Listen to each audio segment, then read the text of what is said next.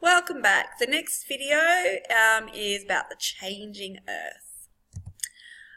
First thing that we need to understand about how the Earth changed is continental drift.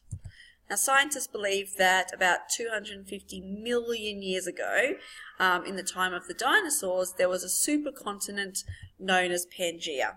Everything was all squished together into one big giant landform. That was created when all the land on the Earth was slowly crashed together. The land crashed together hard enough to form mountains, and that's where our mountains have come from. Excuse me. Sorry, sniffly nose. Pangaea started to break up into the continents that we now know during the middle of the Jurassic period. And over time, these continents broke further apart and slowly drifted away from one another into the modern world that we know today. But this continental drift continues, and in millions of years, when we have a look at our Earth, not that we'll be alive then, it's going to look completely different again. Now, that's because of the plate tectonics.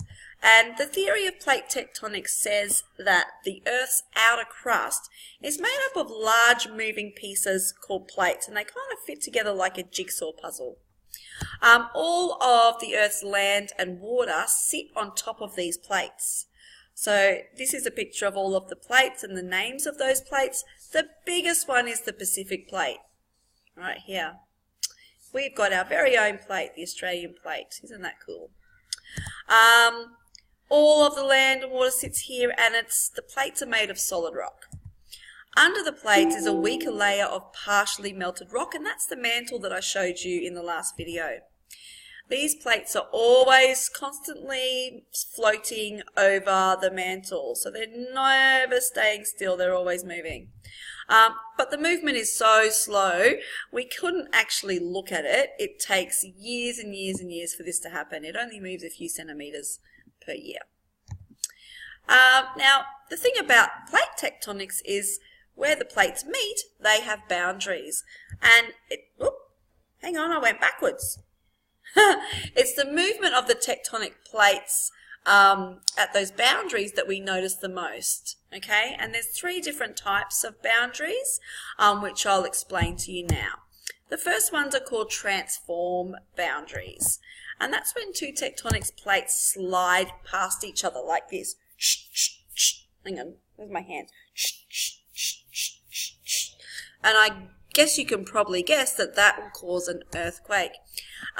These plates are often called faults and can be areas where there's lots of volcanic or earthquake activity.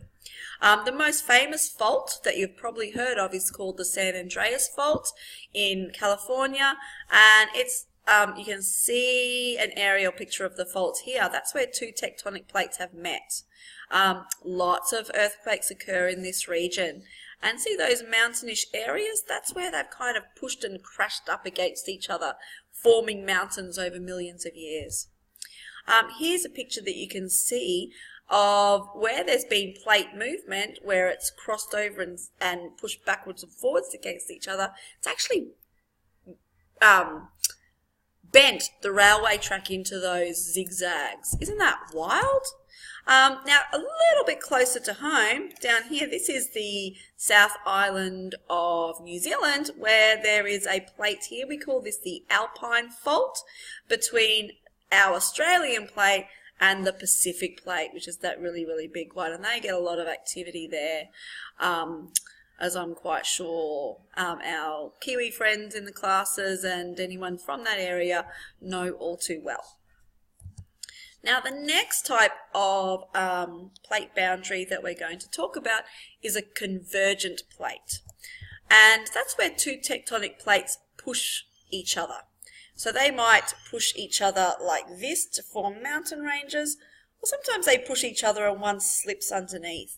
And that's called subduction. When one slips underneath, it's called subduction. And I don't know if you watch the Octonauts or you just know about it. You've probably heard of the Mariana Trench, which is near the Mariana Islands. That's a convergent plate there, and it's subduction because the Pacific plate is sliding underneath the Philippine plate. That causes a really deep trench. That's the Mariana Trench. That's the deepest trench. And it also, we've got a little bit of volcanic activity there as a result of those plates moving. Although the movement is really, really slow, convergent boundaries can be areas of geological activity such as the forming of mountains and volcanoes. Now, Mount Everest, our tallest mountain that you all should have heard of, is part of the Himalaya mountain range. And that mountain range formed a long, long, long time ago during the time that the continents were breaking up, where India at one point was a landmass all of its own, and over millions of years it has moved and crashed here into the Eurasian plate. Now, along this boundary here is where you'll find the Himalaya Mountains and Mount Everest, and that was simply just caused by two plates pushing into each other and forming mountains. It can also be lots of earthquake and volcanic activity here as well. Now, the last type of boundary is called a divergent boundary, and that's where two plates are actually being pushed apart or pulled apart. And right here in between Saudi Arabia and Egypt is the Red Sea, and in there is a divergent boundary, and that Red Sea is actually over time becoming wider and wider and wider, and eventually it's going to open up and become part of that ocean. The area on land where the boundary might occur, if it's an on-land boundary, is called a rift. And this is a picture of a rift that is happening, and I'm not quite sure where that picture is from. Actually, I can't remember. New land is formed by the magma that's sitting underneath that crust, rising to the surface and cooling down. Now, in between South America and Africa, we've got the Mid-Atlantic Ridge, and there's some seafloor spreading going on there. So every year, our Atlantic Ocean is actually becoming a few centimetres wider. And there's a great big ridge down the middle there. Where it splits apart, you'll find an undersea mountain range where all that new magma is coming to the surface and cooling down. Oh, I went too far again. I keep doing this. That's the end of the video. Bye.